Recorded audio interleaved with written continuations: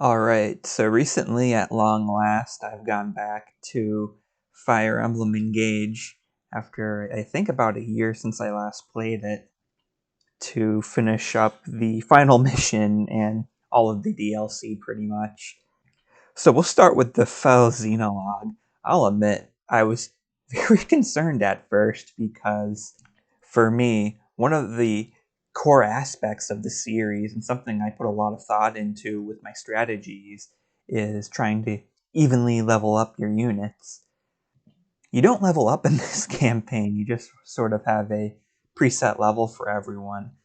Which I guess at one end it let me play as a few characters I sort of glanced over and fell behind. But on another end, I was kind of concerned that it would just sort of turn into me throwing my most powerful unit at everyone.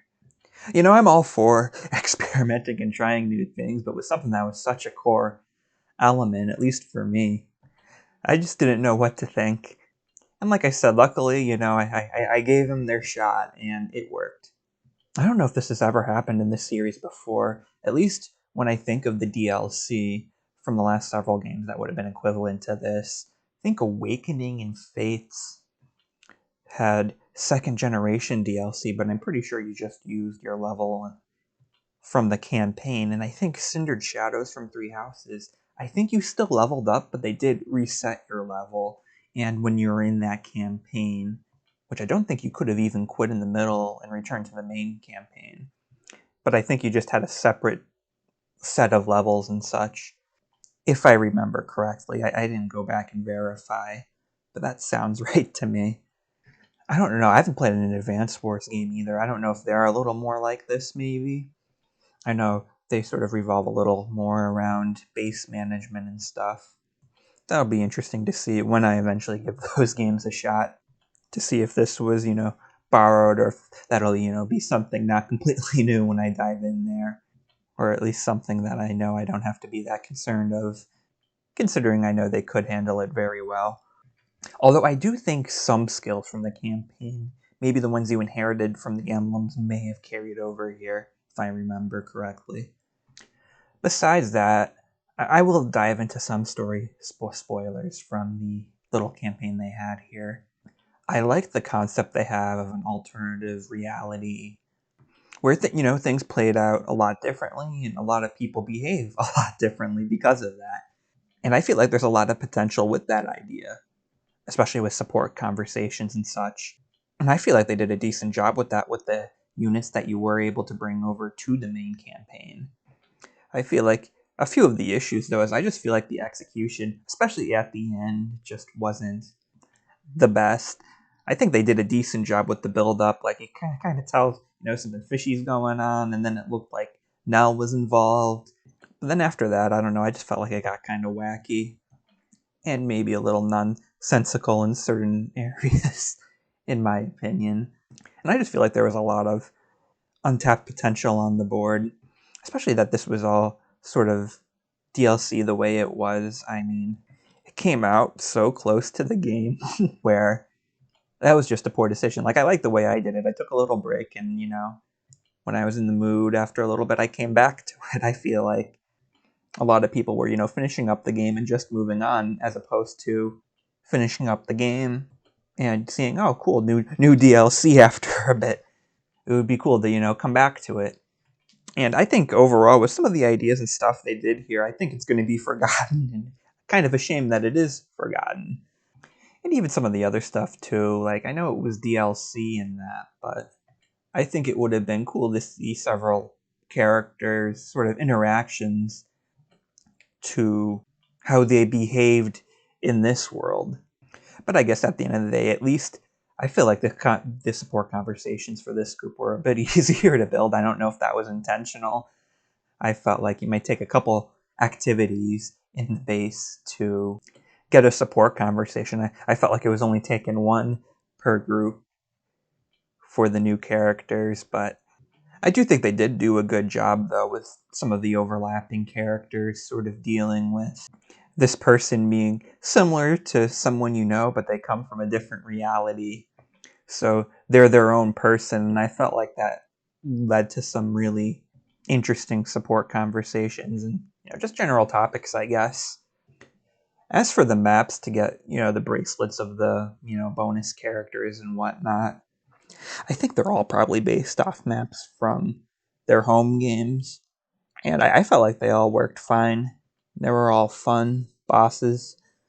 One of the things I loved about Engage, honestly, was just how they tried a lot of different unique gimmicks with the maps, and I feel like for the most part, a lot of them worked really well, and it made almost every map feel sort of unique and stand out. This map had an ice mechanic, which I felt like could have been a little better. I think it affected some of your, speed and hit rates, but I think it would have been interesting if they had like a slip mechanic, and maybe there was, and maybe, I don't know, I was at too low of a difficulty, or I got really lucky, but to essentially have a risk when you land on a nice spot to move forward along all the way on that patch, or maybe a set amount of spaces. I don't really remember that happening at all.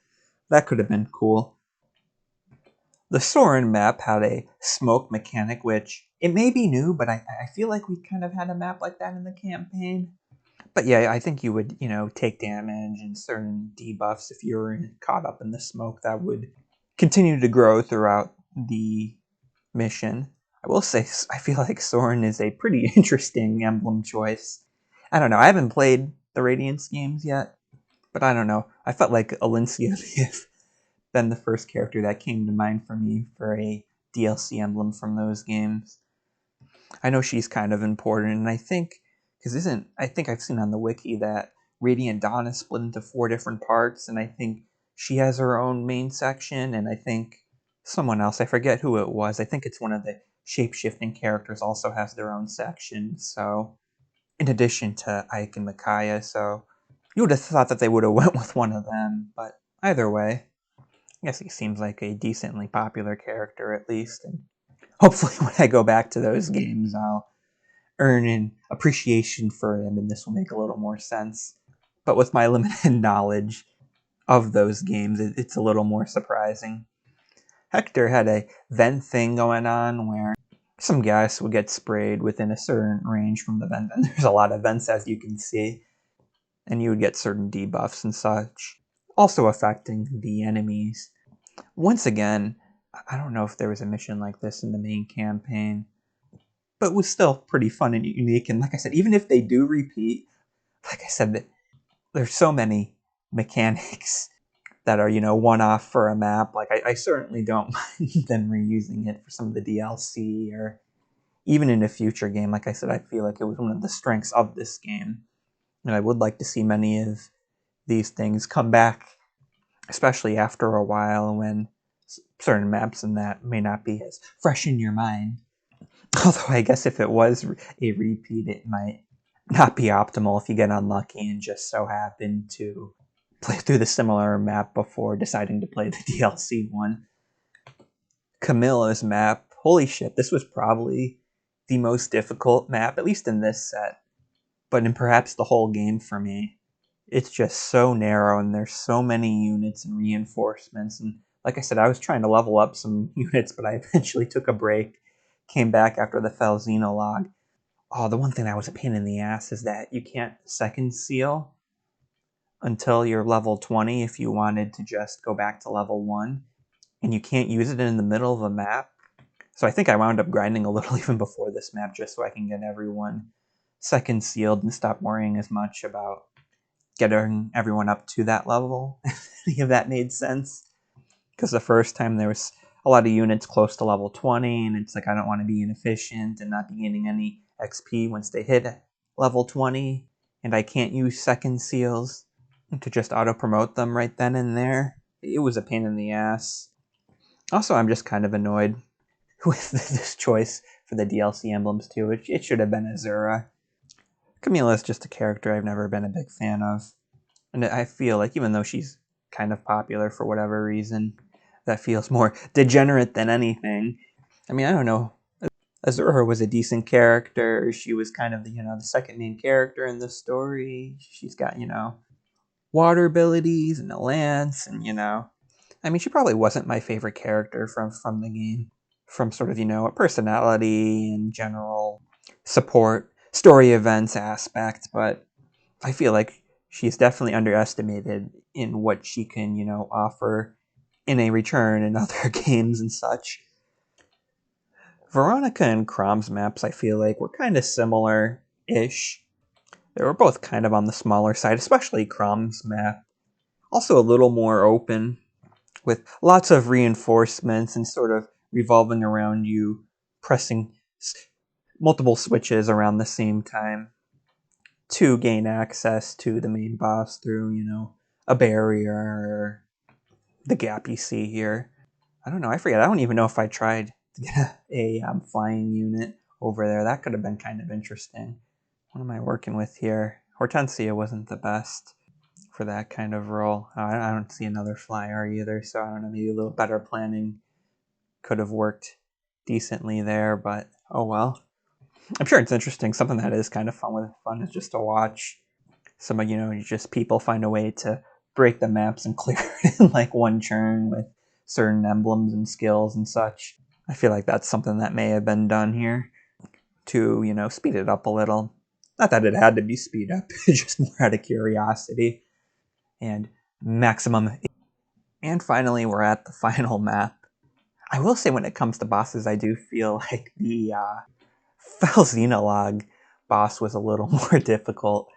It doesn't help that they kind of tease you at the beginning, thinking maybe you can, if you have a decent team, take them on without going through the whole map. But I guess they just kind of get weaker as you go along with the gimmick they kind of have there. But here the final map's alright, a little more traditional, but that's no problem with that, especially when we've been given a lot of really unique ones. One of my complaints here, though, with the final map is that they do a thing in the second phase where I guess the enemies have enemy-related rings of like the antagonist from all the different Fire Emblem games, and I think that's pretty cool, but I just feel like some of the detail they put in that was kind of lacking. Like, I get that maybe they want to make it a mystery, so you might have to guess them by their code name when you go over the unit, but the character from that game is more effective against the antagonist from that game, which makes sense. But I wish they at least threw in PNGs of the characters, like they did with the bond rings. Once they were revealed, I don't know, it just felt kind of weird to not have that level of detail compared to everything else. As for the story, diving into spoilers again, but I guess I've already been diving into spoilers through this whole thing, especially when talking about the final map here, but I mentioned this recently with my Just Cause 4 video, but I feel like they're just shoehorning stuff to keep things suspenseful, and it just really didn't work out well. Like, they tried to play this mildly sympathetic approach with the main villain, and they introduced this like multiverse shit, and it just didn't work out well at all, in my opinion. It just was stupid. I just kind of wish it was just, you go in, you defeat the bad guy. I don't know. It didn't really need to go that route. And then there's a thing too where all the emblems disappear. You used all their power, which there were other ways to do it. Or actually, I guess it wasn't kind of reliant on Sombron's backstory, but I don't know. I mean, it just kind of felt like, they're trying to shoehorn a emotional goodbye for whatever reason. And I think it's kind of a shame because I felt like this was one of the eras of Fire Emblem that could have been like Arcania, where you sort of go back to it generations later, and then you still have the emblem rings, and maybe you have some new ones and such. And I guess they can use their bullshit multiverse to still accomplish that. But I guess at the end they hint that they can still kind of come back. But I don't know, when they already went through so much to say that, they can't come back, I feel like they're better off leaving that behind. Or hell, what if they even did something like, we'll use all of our power and we'll have to, be asleep for 500 years after using it. So we'll be reunited with Alir, but it's, kind of a bummer because we're going to be asleep too long and we're going to lose all the other friends we made on the journey, That way you still leave the door open for them to sort of come back to this, concept and world. And I guess they don't need to, but I mean, I wouldn't mind. I like the Emblem aesthetic. I mean, or gimmick or whatever you want to call it. I feel like there's potential if they go back to it with another game. Granted, like I said, I feel like I prefer, the Three Houses style and tone overall, but there's definitely elements they can take here, and the whole Emblem thing, I wouldn't mind going back to it someday. I will say overall, I feel like this is probably, like, I don't know if I'm going to replay a Fire Emblem game anytime soon, just because I've got so much in the series to get caught up on, and then there's other tactical RPGs I want to try out, like Advance Wars that I mentioned earlier, among others. So barring, a massive remake or anything, I don't see myself going back anytime soon. But when I look at what I've played through, I feel like either Engage or Echoes would probably be my first choices because of how unique they get. But I guess it also kind of helps that Three Houses I play through the 4 times to get all the different routes, and same thing with Fates. Awakening I only finished once, but I feel like I played through the first half of the game about 6 plus times, just because I was really unsure of how I wanted to build my teams, and I kept changing my mind, making it, just a little bit further each time I did that. Oh yeah, here I am having a little fun, just trying to get some unique dialogue with certain important characters, with Sombron's story and whatnot. But yeah, overall, a kind of weird game, I guess, in the series, but a really fun one I'd highly recommend. And I just it's not looking good, but I just feel like the game fell in the background really quickly, especially compared to Three Houses. And I think that's kind of a shame. And I think it was really a shame, too, with Echoes. Because I would say they are on, par with Awakening and Three Houses. Fates is kind of a weird case.